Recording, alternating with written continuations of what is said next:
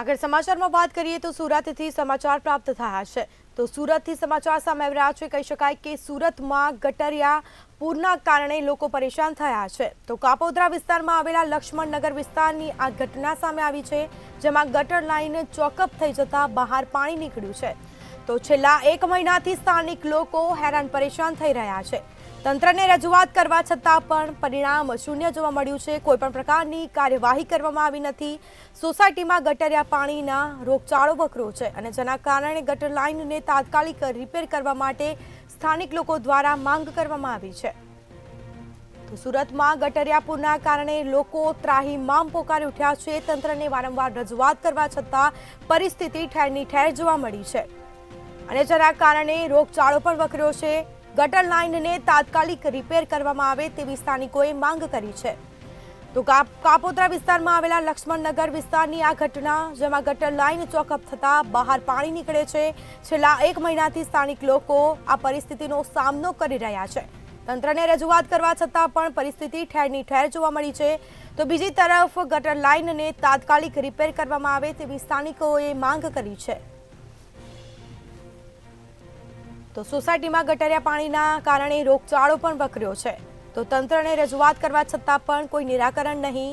છેલ્લા 1 મહિનાથી સ્થાનિક લોકો આ પરિસ્થિતિનો સામનો કરી રહ્યા છે।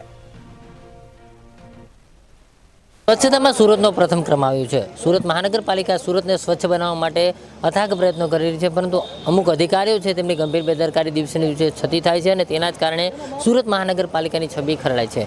જોઈ શકાય છે જે પ્રકારના દ્રશ્યો સુરતના લક્ષ્મણનગર વિસ્તારના છે અને લક્ષ્મણનગર સોસાયટીમાં જે આ ગટરિયા પૂર જોઈ શકાય છે। ગટરના પાણી જે લીકેજ થાય છે તેના કારણે ઠેર ઠેર મચ્છરોનો ઉપદ્રવ જોવા મળી રહ્યો છે। આ સોસાયટીમાં અનેક લોકો અવારનવાર બીમાર પડી રહ્યા છે અને ખાસ કરીને ઝાડા ઉલટીના કેસો પણ આ સોસાયટીમાં નોંધાઈ ચૂક્યા છે। જે પ્રકારે આ સોસાયટીમાં કહી શકાય કે એક તરફ જે ખાડીનું જે બાંધકામનું કામ ચાલી રહ્યું છે અને તેના કારણે ગટર લાઇન ચોકઅપ થઈ ગઈ છે અને તેના જ કારણે આ પ્રકારે અહીંયા જે પરિસ્થિતિનું નિર્માણ છે તે જોવા મળી રહ્યું છે।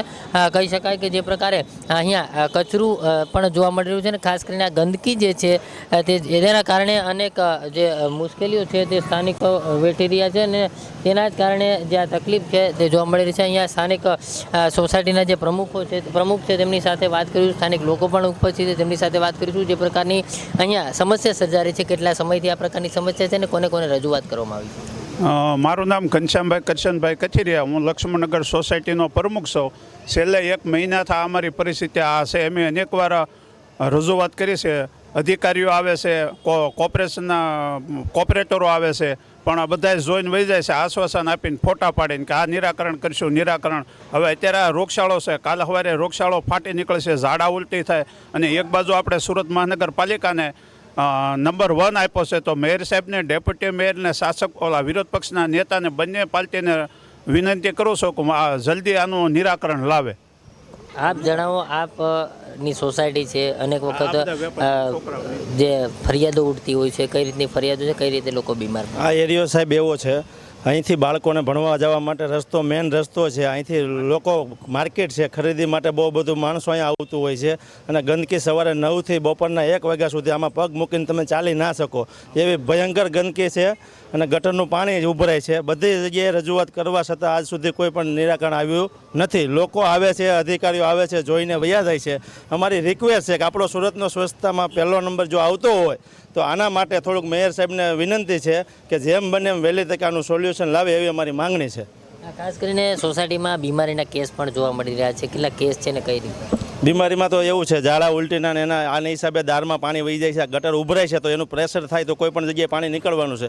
જે અત્યારે અમારે ચાલતા દાર છે સોસાયટીના, એમાં પાણી ઘૂસી જાય અને જો એ ઘરે ઘરે પાણી આવવા માંડે એટલે આનું ભયંકર પરિસ્થિતિ થાય એવી છે।